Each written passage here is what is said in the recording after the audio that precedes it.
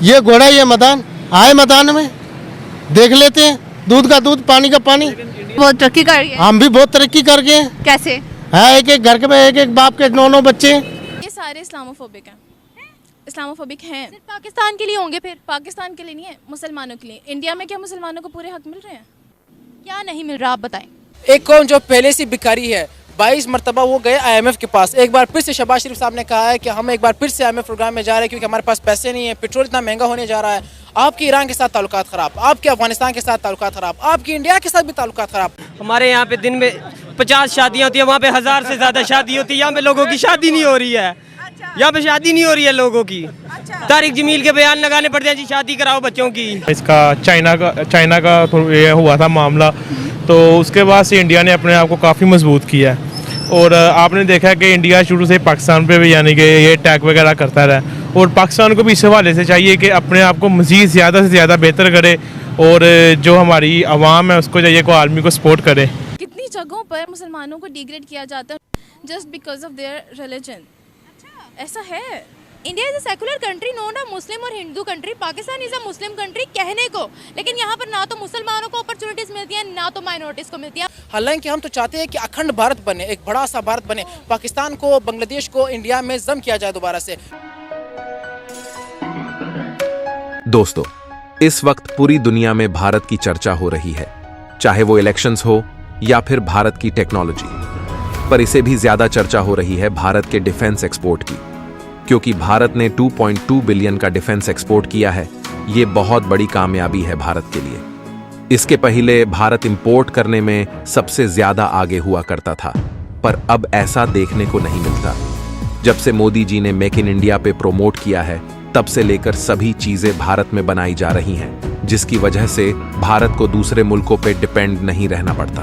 भारत ने इसके पहले ब्रह्मोस मिसाइल फिलीपींस को बेची है, जिस कारण चीन की नींद उड़ चुकी है।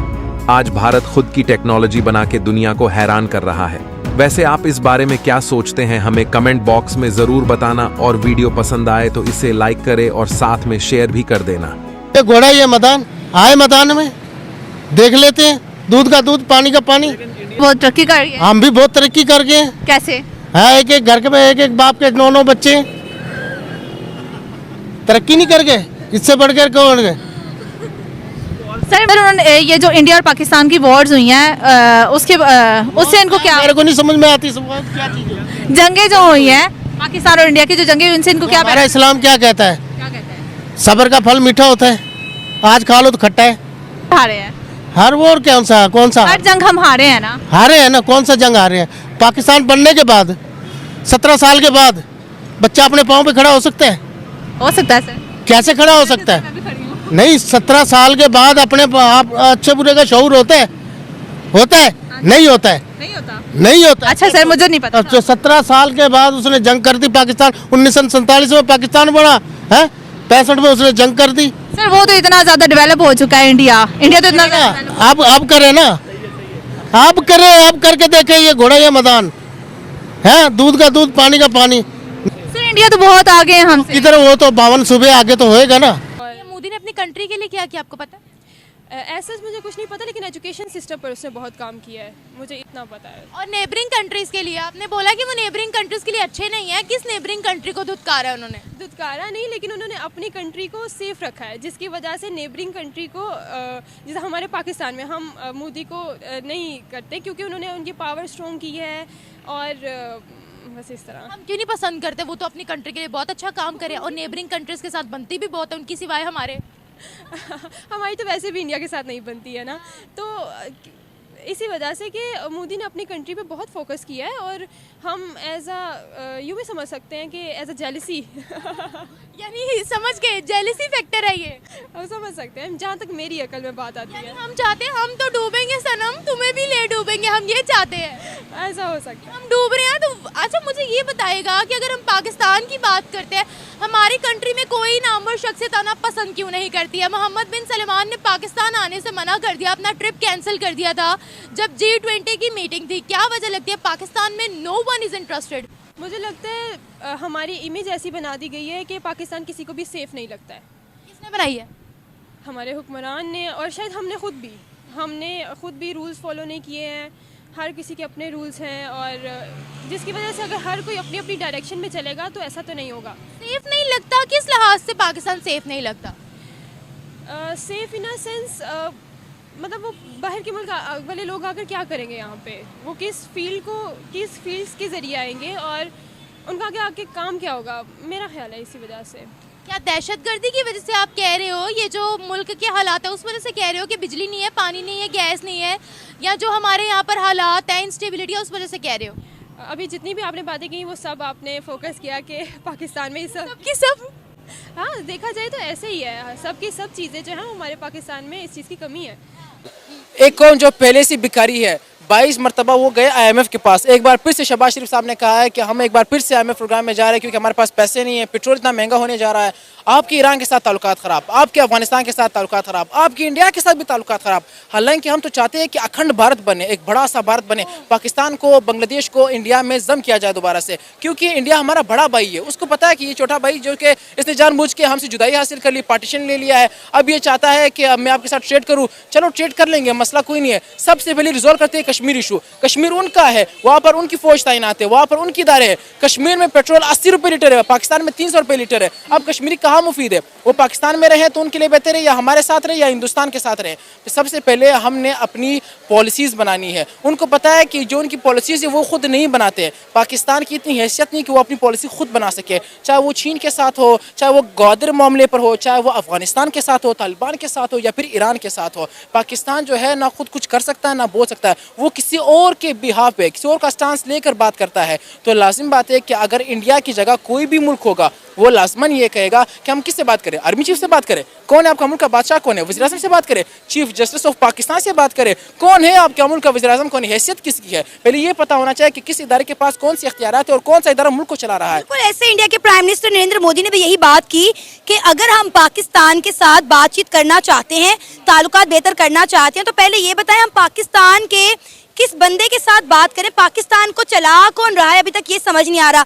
अब आप ये देखें कि जब हमारा दिल करता है हम इंडिया के साथ ट्रेड खत्म कर देते हैं, जब हमारा दिल करता है हम कहते हैं कि नहीं नहीं हम तो घाटे में जा रहे हैं, खसारे में जा रहे हैं, इंडिया के साथ ट्रेड बहाल होनी चाहिए। लेकिन इंडिया ये कहता है कि पाकिस्तान जब तक दहशतगर्दी अपने मुल्क में ख़त्म नहीं करेगा, दहशतगर्दों को सपोर्ट करना नहीं करेगा, इंडिया और पाकिस्तान के दरमियान पुरअमन बातचीत नहीं हो सकती। अब आपने कहा कि पाकिस्तान को इंडिया में मर्ज होना चाहिए। एज अ पाकिस्तानी आपको पता है आपने कितनी बड़ी बात कर दी है।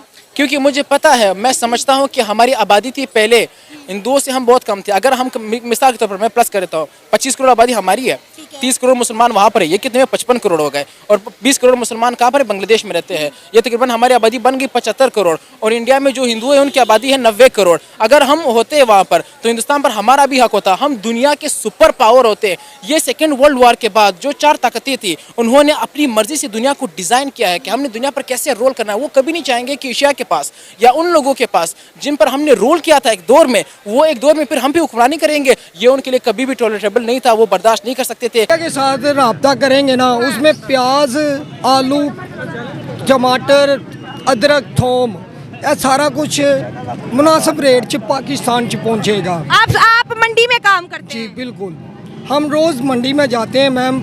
इतना सौदा महंगा है कि हम बेचने वाले हम खुद परेशान हो जाते हैं कि इतना महंगा लेके जाएं। खरबूजा आपको बताएंगे 200 रुपये किलो, आप नहीं लेंगी।